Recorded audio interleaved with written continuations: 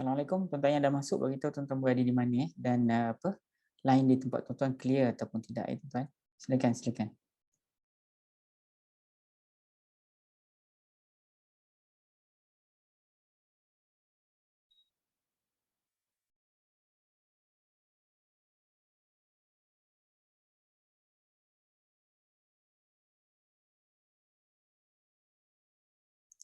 Silakan.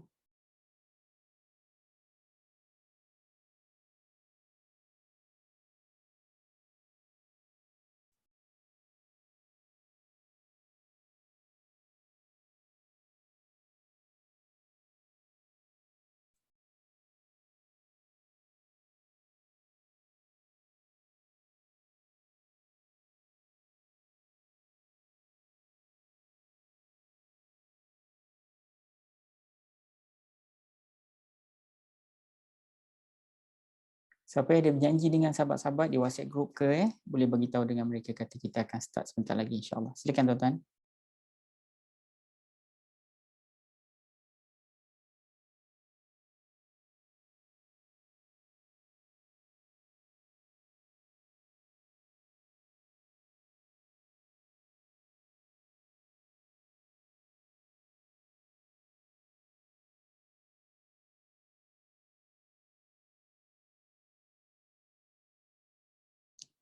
Silakan.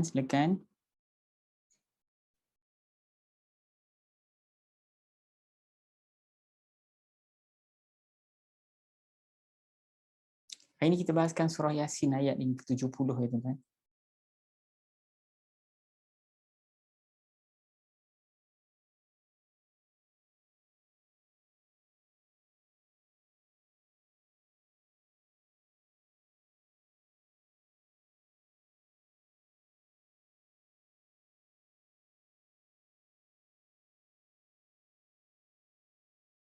Silakan jemput masuk. Kita akan bahaskan pengajian kita sebentar lagi. Tuan-tuan yang baru menyertai kita, salam ukhuwah dan insya-Allah ukhuwah kita berkekalan ya, mudah-mudahan, amin. Tuan-tuan yang belum follow kita punya FB, silalah follow di FB kami. Insya-Allah. Dan tuan-tuan kalau nak menonton melalui YouTube pun boleh juga tuan-tuan pergi ke YouTube kita, nama dia Live Ustaz Nasar. Ada macam-macam kat situ. Silakan tuan-tuan. Di YouTube tu lebih mudah sikit, dia lebih tersusun. Tuan-tuan tak payah nak scroll banyak sangat di situ. Sekali je buka boleh nampak semua yang tersusun siap-siap ya. Silakan tuan-tuan, silakan. Baik, insya-Allah kita mulakan majlis kita dengan sama-sama membaca ummul kitab iaitu surah Fatihah. Al-Fatihah. A'udzubillahi minasyaitonirrajim. Bismillahirrahmanirrahim. Alhamdulillahi rabbil alamin. Ar-Rahmanirrahim. Maliki yaumiddin. Iyyaka na'budu wa iyyaka nasta'in. Ihdinas siratal mustaqim. Siratal ladzina an'amta 'alaihim ghairil maghdubi 'alaihim waladdallin. Amin. A'udzu billahi minasyaitonir rajim. Bismillahirrahmanirrahim. Alhamdulillahi rabbil alamin. Assalatu wassalamu ala asyrafil anbiya'i wal mursalin wa ala alihi wa sahbihi ajma'in. Allahumma arhamna bil Qur'an waj'alhu lana imama wa nura wa hudan wa rahmah. Allahumma dhakkirna minhu ma nusina wa 'allimna minhu ma jahilna warzuqna tilawatahu ana al-laili wa atrafan nahar waj'alhu lana hujjatan ya rabbal alamin. Allahumma aftah alaina hikmataka wa anshur alaina min khazaini rahmatika ya arhamar rahimin. Allahumma rabbana syrah lana sudurana wa yassir umurana wahlul 'uqdatam min alsinatina yafqahu qawlana. Walhamdulillahi rabbil alamin. Amma ba'd. Baik, tuan-tuan dan puan-puan yang dirahmati Allah sekalian, seperti mana yang telah saya sebutkan tadi, insya-Allah hari ini kita akan bahaskan ayat yang ke-70 ya tuan-tuan dari surah Yasin ya, kita akan bahaskan ayat tersebut dan format kita mudah saja. Ini untuk pelajar yang barulah ya. Mula-mula saya akan baca ayat, tuan-tuan boleh ikut bacaan ataupun tuan-tuan nak semak saja pun boleh saja. Dan kalau tuan-tuan tak ada Quran di tangan pun tak apa ya, sebab kita akan share nanti skrin yang sama. Dan selepas tu saya akan pastikan tuan-tuan faham maksud terjemahan ayat tersebut. Ya, kalau ada kaitan dengan ayat sebelum saya akan jelaskanlah insya-Allah ya. Dan kemudian baru kita akan tafsirkan ayat ni, dan di akhir nanti kita akan masuk bab yang berkaitan dengan teknikal ayat ni ya. So apa ni, kalau tuan-tuan yang belum kalau tuan-tuan ada berjanji dengan sahabat-sahabat di WhatsApp group dan sebagainya ya, boleh teks mereka lah, kata Ustaz Nasar dah nak start tu. jom kata ya. So tuan-tuan, seperti mana yang saya sebut tadi, kita baca dulu ayat ni ya. Kita baca, tuan-tuan boleh simak ataupun tuan-tuan boleh ikut sekali bacaannya insya-Allah ya. Okey, ni liyunzira ya. Baik, saya besarkan dulu. Okey. Ini kita consider ni sebagai rangkap pertama lah ya. Alright, sebentar tuan. Ini kita consider sebagai rangkap yang pertama ya. A'udzu billahi minasyaitonir rajim. لينذر من كان حيا ويحق القول على الكافرين. لينذر saya usahakan. لينذر من كان حيا kata Allah. ويحق القول على الكافرين. ويحق القول على الكافرين. Apa maksud ayat ni tuan-tuan? Maksudnya liyunzira man kana hayyan, liyunzira man kana hayyan, agar ataupun supaya ia memberi peringatan, ia memberi ancaman. Inzar ni maknanya yang lebih sesuai ialah ancaman sebenarnya. So memberi peringatan tu bolehlah juga, tapi memberi peringatan dengan ancaman ni kan ada perbezaannya sikit kan. Kalau yunzira ni sebenarnya inzar ni lebih kepada memberi ancaman ya. Supaya dia iaitu Rasulullah itu memberi ancaman, memberi peringatan mangkana hayyan, kepada sesiapa yang hatinya hidup. Kepada sesiapa hatinya hidup. Ya, okey. Kalau dia yang memberi peringatan tu ada tafsiran yang kata dia tu rujuk kepada Rasulullah, betul juga tuan-tuan. Kalau kita nak kata dia rujuk kepada Al-Quran pun betul juga tuan-tuan. Nanti kita tengok apa kaitan dia dengan ayat sebelum. Tuan-tuan fahamkan makna ayat ni secara terjemahan dulu ya. So supaya ia memberi ancaman atau memberi peringatan kepada yang hidup, kepada orang yang hidup. Siapa yang hidup, apa hidup hatinya ke, hidup nyawanya ke, nanti kita bahas sebentar lagi ya. Kemudian wa yahiqqal qawlu 'alal kafirin, dan dia membenarkan perkataan terhadap orang-orang kafir. Dia membenarkan perkataan ke atas orang-orang kafir ya. Maksudnya gini tuan-tuan ya. Maksudnya supaya Al-Quran itu ataupun Rasulullah itu dia memberi peringatan kepada orang-orang yang hidup hatinya. Orang yang hidup hatinya ataupun orang yang masih hidup pun boleh jugalah sama ada hidup hati ataupun hidup nyawa, dua-dua tu betul lah. Kalau orang mati macam mana kita nak bagi peringatan kan ya. Dan kalau orang tu hidup sekalipun tapi hati dia mati, tak boleh nak bagi peringatan juga. Nanti kita bahaskan semasa penafsiran nanti. Tapi yang penting tuan-tuan tahu makna dia, ia memberi peringatan kepada orang-orang yang hidup hatinya. Wa yahiqqal qawlu 'alal kafirin, dan dia membenarkan perkataan ataupun ketetapan yang telah ditetapkan oleh Allah dalam Al-Quran tersebut ke atas orang-orang kafir. Jadi kalau andai kata dalam Al-Quran Allah menyebut orang kafir akan masuk neraka Jahannam dan sebagainya, akan dibakar dan sebagainya kan. Jadi Al-Quran ini sebenarnya dia menjadi hujah ataupun dia dia membenarkan apa yang telah ditetapkan oleh Allah kepada orang-orang kafir. Maknanya ini negatif tuan-tuan. Maksud negatif apa? Maksudnya ialah Allah dia berjanji sesuatu yang negatif kepada orang kafir, maka orang kafir itu akan dapat apa yang dijanjikan oleh Allah Subhanahu Wa Taala dalam Al-Quran. Sebab tu Allah Taala kata Al-Quran itu juga dia memastikan ataupun dia membenarkan perkataan apa yang itu ke atas orang-orang kafir. Itu maksudnya. Sekali lagi tuan-tuan, supaya Al-Quran itu dia memberi ancaman dan peringatan kepada orang-orang yang hidup hatinya, dan ia juga membenarkan apa yang telah disebut dalam Al-Quran itu terhadap orang-orang kafir. Faham tuan-tuan maksud dia? So kalau tuan-tuan tengok ayat sebelum ni tuan-tuan Allah Taala menceritakan yang Rasulullah itu dia bukan seorang penyair tuan-tuan. Ya, kalau tuan-tuan lupa, tuan-tuan bolehlah tengok balik kita punya pertemuan sebelum ni ya, ayat yang ke-69. Yang mana Allah Taala menyebut wama 'allamnahu syi'ra. Kami tidaklah mengajar dan kami tidaklah mengajarkan Muhammad itu akan syair. Wama yang baghilahu, dan syair itu tidak layak bagi dia. Menjadi penyair itu tidak layak bagi Nabi Muhammad sallallahu alaihi wasallam. Tidak lain, Al-Quran itu merupakan peringatan dan bacaan yang jelas. Tu Allah Taala menceritakan tentang di hujung tu Allah Taala menceritakan tentang Al-Quran. Betul tak Al-Quran tu dia ialah peringatan, zikrun. Yang kedua ialah dia ialah bacaan yang jelas. Jadi hari ini Allah Taala menjelaskan Kenapa? Kenapa Allah Ta'ala turunkan Al-Quran itu? Kenapa Allah Ta'ala turunkan peringatan itu dan ia sebagai bacaan yang jelas? Kenapa Allah Ta'ala turunkan Al-Quran itu ya?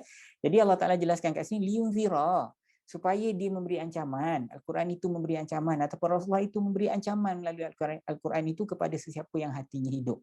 Dan Al-Quran itu selain daripada memberi ancaman kepada orang yang beriman, yang hatinya hidup, kepada orang kafir pula, kepada orang kafir ini membenarkan apa yang disebut dekat dalam tu nanti. Itu maksudnya. Ya tuan-tuan Baik, mudah-mudahan tuan-tuan mudah faham. So kita tengok dalam hal yang berkaitan dengan penafsiran apalah yang Allah Ta'ala nak sampaikan dalam konteks ayat ini tuan-tuan So tuan-tuan faham kan?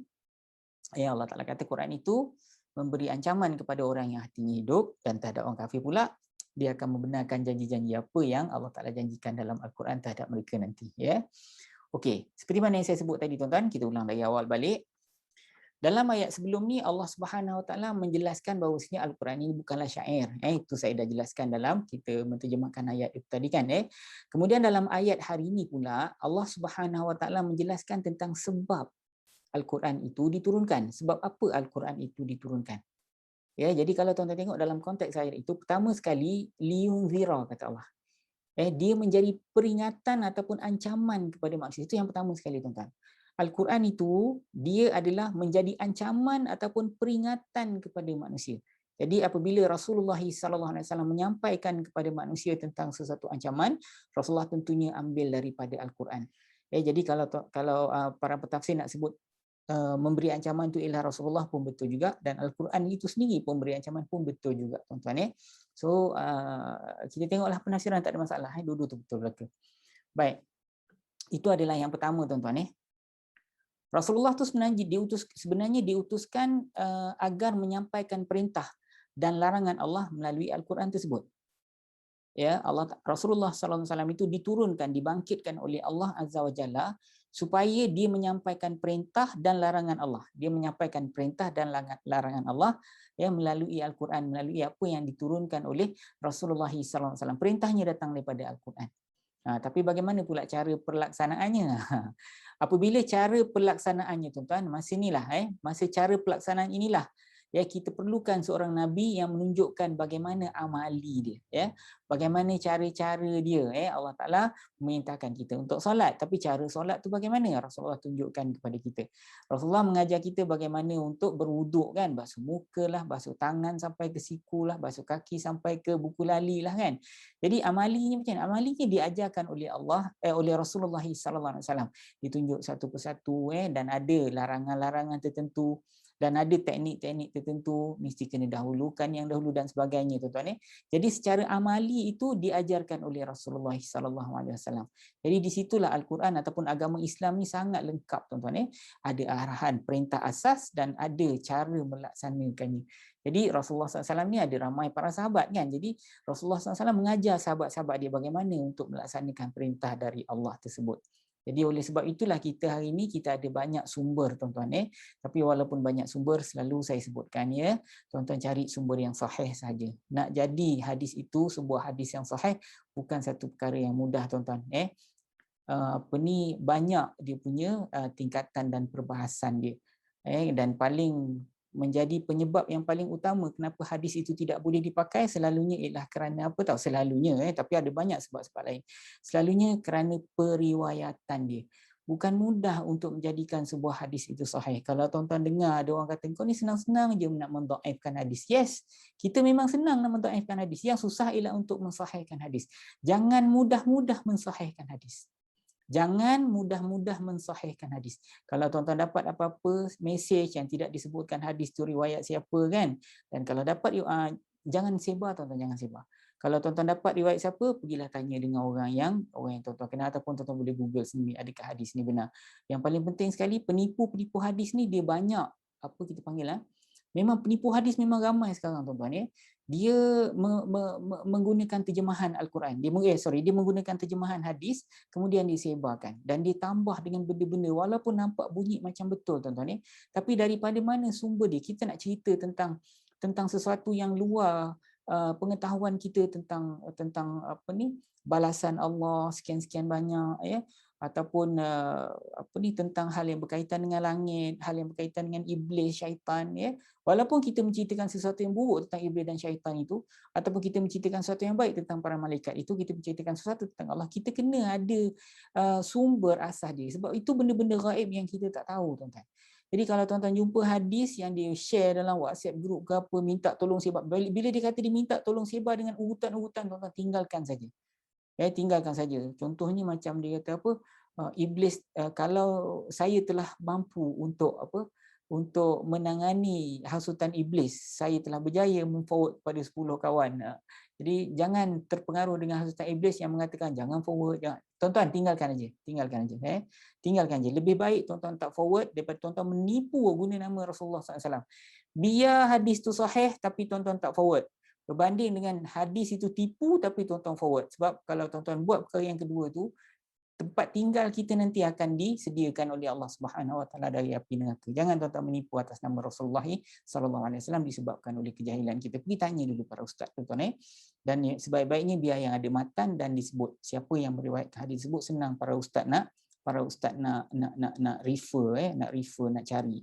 Tapi kalau dia begitu saja diberikan hadis, tidak disebut riwayat siapa dan tiada matanya dalam bahasa Arab, ya, dan tuan-tuan tinggalkan je lah, jangan risau, tak ada masalah pun, ya. So pelaksanaan apa yang diperintahkan oleh Allah Subhanahu Wa Taala diajarkan oleh Rasulullah sallallahu alaihi wasallam secara amali. Jadi sekali lagi saya sebut, walaupun begitu ambillah daripada hadis-hadis yang sahih, tuan-tuan, ya.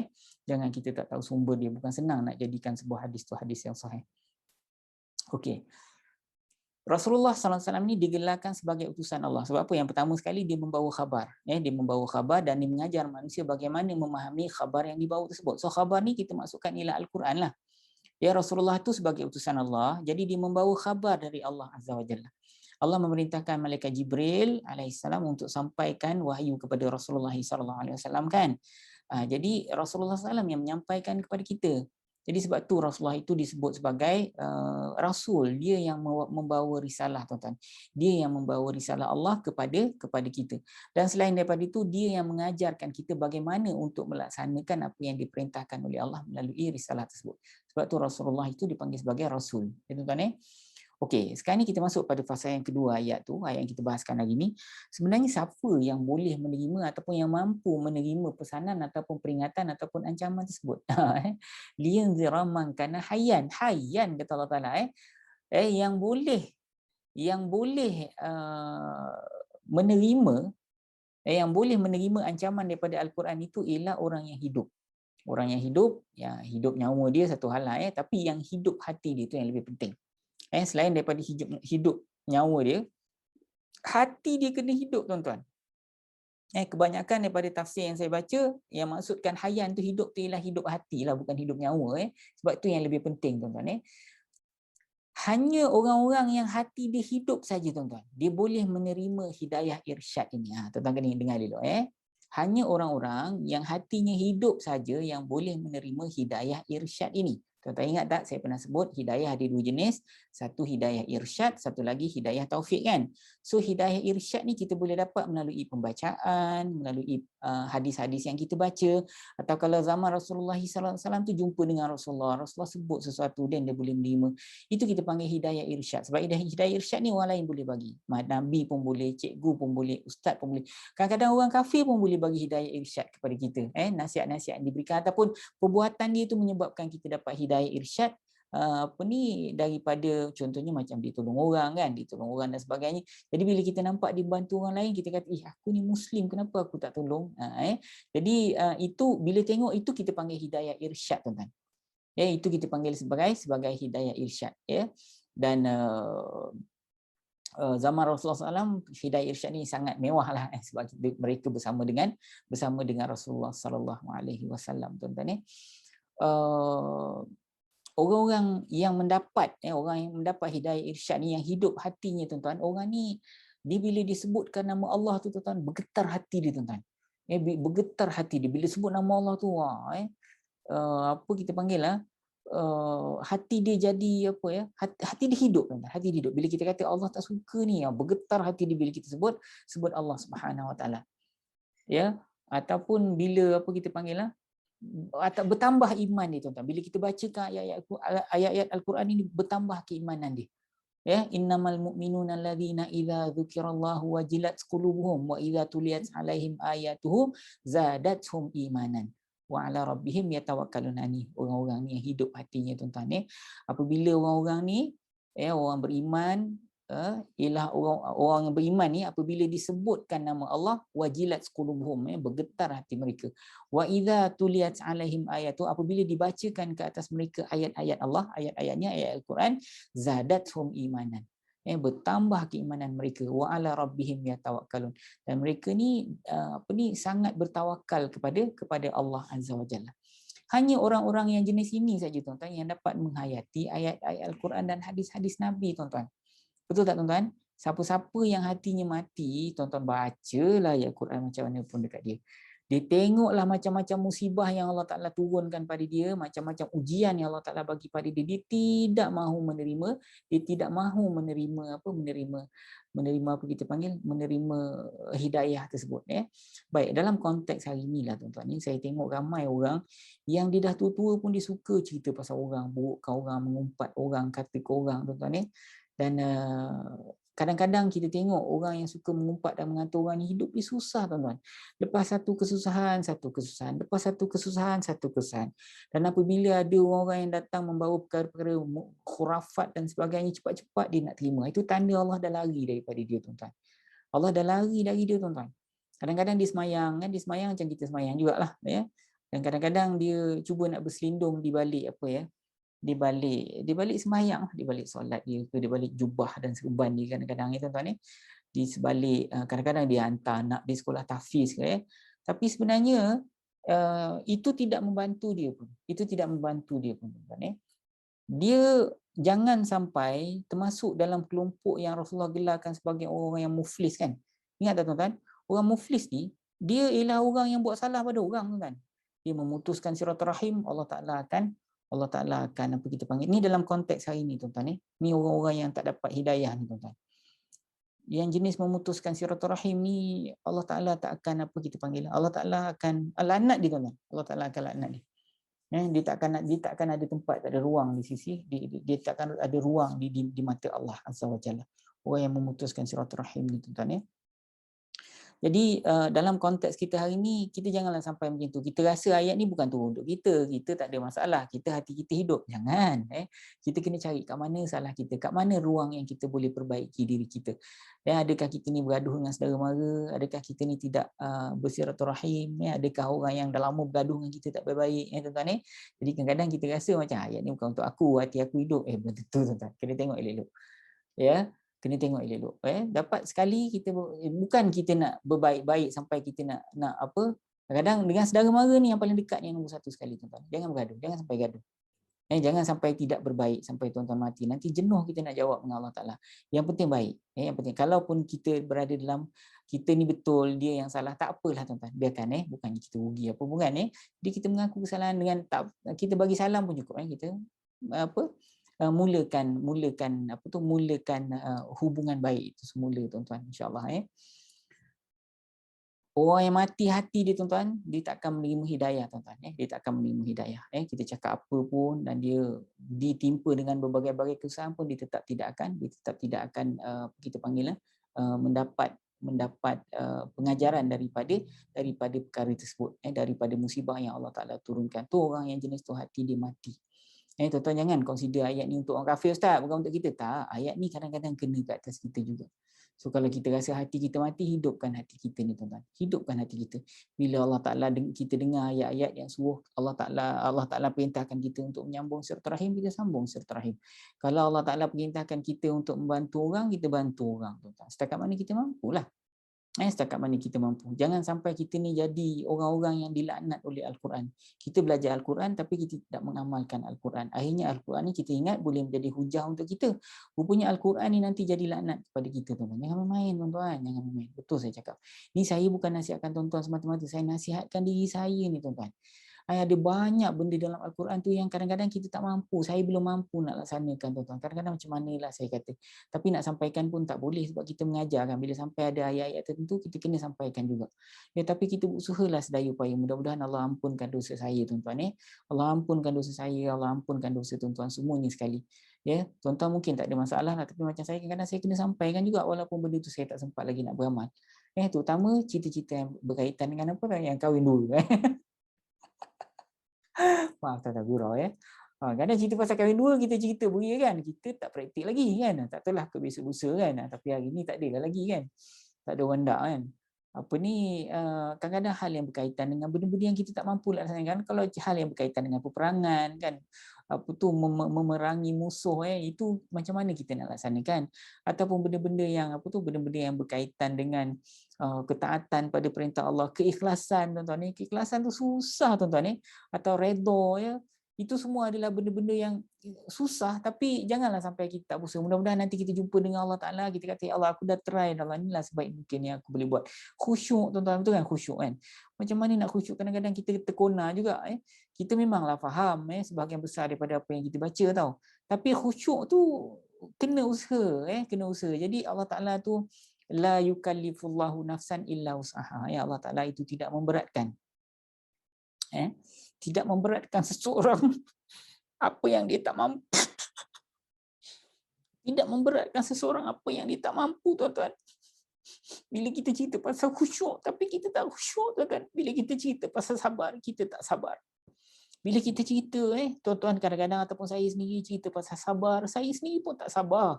Kalau saya cerita pasal khusyuk dalam solat, saya sendiri pun tak khusyuk dalam solat, tuan-tuan. Bila saya cerita pasal rajinnya solat malam, saya pun tak rajin solat malam. Jadi macam mana saya nak mohon ampun kepada Allah Azza wa Jalla? Tak sampaikan tak boleh. Kita tak sampaikan tak boleh, tuan-tuan. Kita kena sampaikan. Tapi bila kita sampaikan, kita belum mampu untuk apa? Kita belum mampu untuk laksanakan sebaiknya seperti mana yang disarankan oleh Allah Azza wa Jalla, tuan-tuan dalam Al-Quran, dalam hadis-hadis. Tapi tak boleh tak sampaikan, kena sampaikan juga. Betul tuan-tuan Jadi apa ni, orang-orang yang hidup hati dia ni, tuan-tuan, ialah orang-orang yang boleh menerima apa yang disampaikan oleh Allah Subhanahu Wa Taala. So mudah-mudahan kita termasuk dalam golongan yang begitu. Walaupun kita tak mampu nak lakukan 100%, tuan-tuan, mudah-mudahan Allah terimalah taubat ataupun terimalah permohonan ampun dari kita ni. Kita dah try sebaik mungkin kan. Kita dah try sebaik mungkin, itulah yang mampu kita buat. Apa yang menjadi sandaran kepada saya itulah tadi la yukallifullahu nafsan illa usaha. Allah Taala itu tidak memberatkan, Allah Ta'ala tidak membebankan kita dengan sesuatu yang kita tak mampu, tuan-tuan Kita dah try, tapi setakat itulah kemampuan kita Mudah-mudahan Allah beri kekhusyukan pada tuan-tuan, Allah Ta'ala bagi keikhlasan pada tuan-tuan, Allah Ta'ala bagi sifat redha pada tuan-tuan dan mudah-mudahan Allah Ta'ala bagi kepada saya dan semua yang mendengar program ni, insyaAllah, dan semua kawan-kawan kita, anak-anak kita, suami kita, isteri kita, saudara mara kita, semua dapat taufik daripada Allah Subhanahu Wa Ta'ala, tuan-tuan Baik, seperti mana yang saya sebut tadi, taufik ada dua. Satu taufik yang berbentuk irsyad, satu lagi taufik yang berbentuk hidayah yang berbentuk irsyad, dan yang kedua ialah hidayah yang berbentuk taufik. So hanya hidayah yang berbentuk taufik inilah yang boleh diraih oleh, yang boleh diterima, yang nasib-nasib baik boleh diterima kalau Allah Ta'ala melahirkan kasih sayang dia kepada orang-orang yang asalnya tadi tak nak terima. Ada ramai juga orang tak terima, tiba Allah Ta'ala kesian kat dia, Allah Ta'ala campakkan hidayah taufik kat dia. Ramai juga yang terima hidayah yang macam tu. So, apa yang kita perlu buat, kita wajib pastikan hati kita ni sentiasalah hidup, hayan. Okay, cara dia macam mana? Seperti mana yang saya sebut tadi, selalu mendekatkan diri dengan Allah dengan amalan-amalan sunat, tuan-tuan. Amalan sunat ni apa? Yang paling best sekali, yang paling utama sekali, solat malam lah. Yang tu janganlah tuan-tuan tinggalkan, tuan-tuan. Jangan tinggalkan. Sepenat mana pun kita, jangan kita tinggalkan solat malam. Walaupun dengan 3 rakaat. 2 rakaat kita solat malam dan 1 rakaat kita solat witir, tak apalah tuan-tuan. Kadang-kadang kita letih kan ataupun tak letih pun, yang tu janganlah kita tinggalkan, tuan-tuan Itu cara yang paling ampuh untuk kita mendekatkan diri kepada Allah supaya hati kita sentiasa hidup, tuan-tuan. Yang kedua ialah kita kena rajin puasa sunat, tuan-tuan. Macam inilah saya sebut tuan-tuan bila kita sebut tentang puasa sunat, kita sendiri pun tak mampu nak beramal seperti mana yang dikehendaki oleh Rasulullah SAW sesempurna mungkin. Tapi kita buatlah setakat kita mampu, tuan-tuan Jangan sampai kita tak buat langsung. Kita sampaikan sesuatu yang kita tak mampu buat sebaik mungkin, tuan-tuan. Tapi kita buatlah semampunya, tuan-tuan. Mudah-mudahan Allah ampunkanlah dosa saya, Allah ampunkan dosa tuan-tuan. Sampailah habis dosa kita, supaya kita berjumpa dengan Allah Subhanahu Wa Taala dalam keadaan kita bersih dari dosa-dosa, tuan-tuan. Baik, dalam konteks ayat yang kita baca hari ini terhadap orang kafir pula, Al-Quran ni hujah ke atas mereka, tuan-tuan. Yang mana mereka tak boleh nak kata yang aku tak tahu, kata dia. Allah Ta'ala kata, aku dah sampaikan melalui Al-Quran. Kenapa tak nak ambil pengajaran? Aku tak baca, kenapa tak baca? Kenapa tak baca? Tak ada kat tempat aku, kenapa tak cari? Jadi maknanya Allah ada hujah untuk kita panggil apa? Untuk mengazab mereka seperti mana yang telah dijanjikan oleh Allah Azza wa Jalla. Allah Subhanahu Wa Taala itu telah menjelaskan dengan sempurna dalam Al-Quran itu melalui tentang ketauhidan, tentang ketuhanan dan sebagainya. Allah mengancam mereka itu dengan siksaan yang pedih di hari kiamat. Malanglah bagi mereka yang masih lagi berdegil, tuan-tuan. So Allah membenarkan janji-janji azab yang Allah ancam ke atas mereka semasa di dunia melalui Al-Quran itu. So di akhirat mereka akan dibakar dalam neraka jahanam. So semoga Allah teguhkan keimanan kita dan jangan matikan kita dalam keadaan kufur. Kita jangan confident sangat, tuan-tuan. Jangan confident sangat. Jangan sampai kita ada rasa riak ke ujub dengan keimanan yang ada pada kita. Belum tentu, selalu doa, tuan-tuan. Jangan lepaskan doa ini. Ya muqallibal qulub tsabbit qalbi ala dinik. Pendek je kan? Ya muqallibal qulub tsabbit qalbi ala dinik. Rasulullah sendiri pun mohon keampunan supaya Allah Ta'ala tidak mengubahkan hati dia, apatah lagi kita, tuan-tuan. Mari kita tengok apa yang kita boleh ambil dalam hal yang berkaitan dengan teknikal nahu dalam konteks ayat ini. Baik, liyunzira man kana hayyan. Saya besarkan liyunzira man kana hayyan, agar ataupun supaya ia memberi peringatan. Kita consider ia memberi peringatan ni, ia ni kita rujuk pada Al-Quran lah, tuan-tuan. Walaupun sebahagian para pentafsir menyebut ini merupakan Rasulullah yang beri peringatan, betul juga. Dan Al-Quran pun merupakan penafsiran juga, dua-dua tu betul sebenarnya. So kita consider ni rujuk kepada Al-Quran. Liyunzira man kana hayyan, supaya ia memberi ancaman, memberi peringatan kepada orang yang telah adalah dia hidup. Okey, teknikal ni, tuan-tuan. Kalimat yang pertama ialah li, kan? Li ni sebenarnya dia merupakan haraf nasab, tuan-tuan. Haraf nasab. Ni saya nak fokus pada haraf nasab, tuan-tuan, dengar dulu. Apa makna haraf nasab? Okey, yang pertama, li ni merupakan kalimat yang termasuk dalam kelompok kalimat sendi ataupun haraf. Itu yang pertama. Okey, setiap kali tuan-tuan jumpa kalimat sendi, tuan-tuan kena tahu apa gelaran dan fungsi dia, tuan-tuan. Okey, kalau tuan-tuan tengok kalimat-kalimat ini, kalimat li ni, dia termasuk dalam kelompok kalimat, nanti saya bawa tuan-tuan pada peringkat yang ketiga kalimat haraf. Okey, peringkat ketiga kalimat haraf ni kita bagi kepada tiga tau. Yang pertama ni ialah kalimat haraf yang boleh mempengaruhi kalimat isim saja. Yang kedua, dia boleh mempengaruhi kalimat fi'il mudhari' saja. Yang ketiga, dia boleh mempengaruhi kalimat isim dan fi'il mudhari'. Fi'il madhi dengan fi'il amar tidak boleh dipengaruhi, tuan-tuan. Sebab fi'il madhi dan fi'il amar dia mabni, tak payah bahas. Yang boleh berubah hanya fi'il mudhari' saja. Jadi ada haraf-haraf tertentu yang boleh mengubah baris untuk kalimat fi'il mudhari'. Baik. Yang kalau tuan-tuan tengok, li yang tuan-tuan jumpa tadi dia ada dekat sini, tuan-tuan, kotak nombor 2 ni. Ini sebenarnya adalah diagram tentang haraf, tuan-tuan. Peringkat ketiga haraf. So li kadang-kadang supaya, kadang-kadang agar, dia ni termasuk dalam kelompok kalimat haraf yang boleh mempengaruhi kalimat fi'il mudhari'. Jadi fi'il mudhari' ini asal-asalnya dia dia fi'il mudhari'. Nanti tuan-tuan tengok, saya bawa fi'il. Ni baris untuk fi'il. Ini diagram untuk fi'il peringkat ketiga, tuan-tuan. Okey, fi'il mudhari' asal-asalnya dia marfu', tuan-tuan. Fi'il mudhari' asal-asalnya dia marfu'. Jadi kalau tuan-tuan jumpa yunzira, asalnya bukan yunzira, asalnya yunziru, ru pada depan, yunziru. Tapi tuan-tuan tengok, yunzira itu dibaca dengan baris atas, yunzira, walaupun asal yunziru. Jadi kalau ditanya kenapa kita baca yunzira, sebab dia ada lam supaya ni. Jadi lam ni dia termasuk dalam kelompok haraf, termasuk dalam kelompok haraf nasab. Tuan-tuan dengar dulu. Okey, nanti saya ulang bagi tuan-tuan boleh faham kedudukan kita sekarang ni. Fi'il mudhari', tuan-tuan, dia ialah fi'il yang boleh diubah-ubahkan baris hujung. Asal fi'il mudhari' itu dibaca hujungnya baris depan ataupun pangkat dia marfu', asal dia. Tapi dia boleh berubah menjadi baris atas. Asalnya yunziru, tapi dia boleh berubah menjadi yunzira ataupun yunzir. Baris mati, dia boleh berubah menjadi mansub ataupun majzum. Ya. Okey, sebab apa dia boleh berubah? Okey, walaupun asal dia berbaris depan yunziru, dia akan berubah menjadi yunzira kalau dia diganggu oleh haraf-haraf baris atas lah. Dia boleh berubah jadi baris atas yunzira sebab kalau dia diganggu oleh haraf-haraf baris atas. Maknanya sebelum kalimat fi'il mudhari' itu ada salah satu daripada kalimat-kalimat ni. Maka elok-elok asalnya yunziru dia akan tukar jadi yunzira.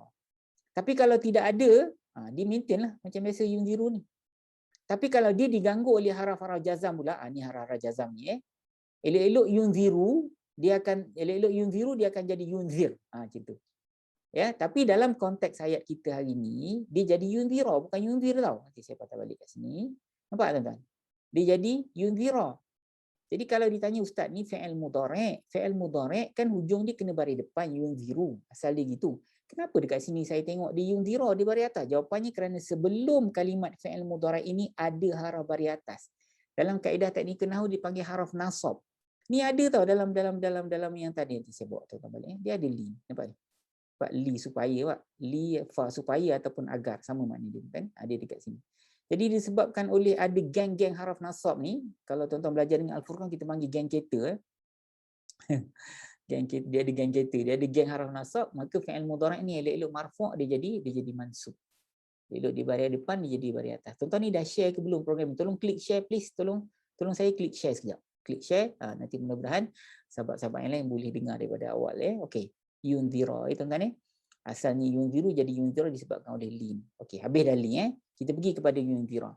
Okay, yunzira ni fi'il mudhari', ganti nama diri dekat dalam ni ialah ia, kan? Ia rujuk pada siapa? Ia ni kita kata rujuk pada Al-Quran lah. Tapi kalau tuan-tuan nak kata tak, saya tak setuju ustaz, saya nak kata ia ni rujuk kepada Rasulullah, boleh lah, tak kira lah mana-mana Okey, dan Rasulullah itu pun dia bagi peringatan pun dia ambil daripada Al-Quran juga kan. Jadi dua-dua itu betul tuan-tuan So ia rujuk kepada Al-Quran ataupun ia rujuk kepada Rasulullah sallallahu alaihi wasallam. Yang ada tak maf'ulun bih dia tak ada. Itu tiga benda yang tuan-tuan kena tahu. Okey, kalau dalam pelajaran peringkat ketiga saya tanya ini fi'il mudhari'. Fi'il mudhari' ni dia boleh berubah ke tak boleh berubah? Dia mabni ke mu'rab? Mabni tu kebal. Mu'rab tu boleh berubah Jawapannya ialah ustaz dia mu'rab, dia boleh berubah. Yang mabni hanya fi'il madi dan fi'il amar saja. Ni tuan-tuan tengok kalau tuan-tuan sampai kepada hal yang berkaitan dengan fi'il tadi, ya. Tengok sekali. Fi'il kan ada dua jenis.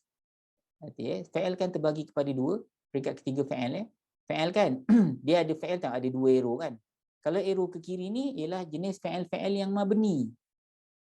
Nampak ni? Fi'il yang mabni yang pertama fi'il madi, yang kedua fi'il amar. Okey, fi'il yang mu'rab hanya fi'il mudhari' saja. Nampak? Jadi fi'il mudhari' ni asal dia marfu'. Betul tak tadi saya jelaskan pada tuan-tuan? Okey, kita patah balik kat sini bagi tuan-tuan nampak apa perbahasan kita Okey, sekarang kita tengah bahaskan kalimah yunzira. Ini fi'il mudhari'. Jadi tuan-tuan tanya, ustaz ni fi'il mudhari' kan? Kenapa fi'il mudhari' kat sini baris atas? Fi'il mudhari' kan asal dia baris depan. Okey, jawapannya ialah kerana dia telah diganggu. Siapa yang ganggu dia? Geng haraf baris atas lah. Geng haraf nasab lah ni yang ganggu dia. Mana dia? Li ni. Betul ke li termasuk dalam geng haraf nasab? Ya, betul. Tadi kan ustaz dah tunjuk dipanggil la ataupun supaya kan, la supaya. Itu dia. Faham tuan-tuan Okey, sekarang ni sebab tu dia jadi baris atas. Okey, habis tuan-tuan Man ni seseorang yang ni kalimat isim, dia ni ialah isim mewakili. Dia mewakili siapa? Dia mewakili orang yang hidup hatinya. Kana telah adalah ia ni fi'il madi. Kan ada telah kan, ada dia. Ganti nama diri dekat dalam ni ialah dia. Setiap kali tuan-tuan jumpa kana nak subjek dan khabar. So subjek pada kana ni ialah dia yang tersembunyi dalam kalimah kana ini. Hayyan ini ialah khabar kepada kana. So kana ni kalau ditulis siapa kana ni orangnya dia akan dapat baris depan, tapi ni dia tak tulis, dia sembunyi, tak apalah Hayyan ni dia merupakan khabar kepada kana dan khabar kana dia memang berpangkat mansub. Kalau tuan-tuan tengok ni agak teknikal lah, tapi kita dah bahas panjang kat sini kan, jadi kat sini saya tak boleh nak bahas panjang sangat saya pendek-pendekkan saja Jadi khabar kana menjadi penyebab kenapa hayyan ni dibaca dengan baris atas. Dia tak baca hayyun, dia tak baca hayyan Kalau tuan-tuan nak tahu kat mana kan, tuan-tuan pergi tengok peringkat ketiga isim. Hayyan tu kan kalimat isim kan, hidup kan. Kita baca baris atas kan, pangkat dia sedang mansub, tanda mansub dia fathah. Kenapa dia dapat pangkat mansub? Baris fathah tu sebab dia merupakan khabar kana. Nampak ni? Khabar kepada kana. Kan ada kana tu. Subjek kana ada dekat dalam kana ni huwa tersembunyi. Hayyan ni merupakan khabar kana. Nanti sampai masa kita akan bahas tentang perkara ini kalau kita jumpa lagi tuan. Hari ini kita kan saya Ustaz tadi kita bahas panjang pasal ni tadi kan. Okay, wa yahiqqal qawlu 'al kafirin. Wa dan ni kalimat haraf penyambung cerita, dia menyamakan baris kalimat sebelum dan kalimat yang selepas yang sama kategori. So yahiqqa ni dia ni sama kategori dengan yunzira ni tuan-tuan. Jadi sebab tu dia pun fi'il mudhari' tapi baris atas juga sebab waw ini yang menyamakan baris yunzira ni dengan yuhiqqa ni. Nanti kita akan bahas lagi tentang perkara ini kalau kita jumpa lagi. Al-qawlu inilah kalimat isim tanda dia alif lam. Kalau peringkat ketiga kenapa dia beri depan? Kerana dia merupakan fa'il kepada yuhiqqa ni ya. Kemudian kita pergi kepada kalimat berikutnya ala. Ala ni atas haraf jar, al-kafirina isim majrur. Tanda majrur dia ya sebab ni merupakan jamak muzakkar salim. So tuan-tuan, terima kasih atas perhatian dan insya-Allah nanti kita jumpa di lain pertemuan. Tuan-tuan yang belum share tolong share, yang belum follow FB Al-Furqan follow lah sekarang. Mudah-mudahan tuan-tuan dapat notification setiap kali kita nak bersiaran insya-Allah. So terima kasih. Berjumpa lagi di lain pertemuan. Assalamualaikum warahmatullahi wabarakatuh.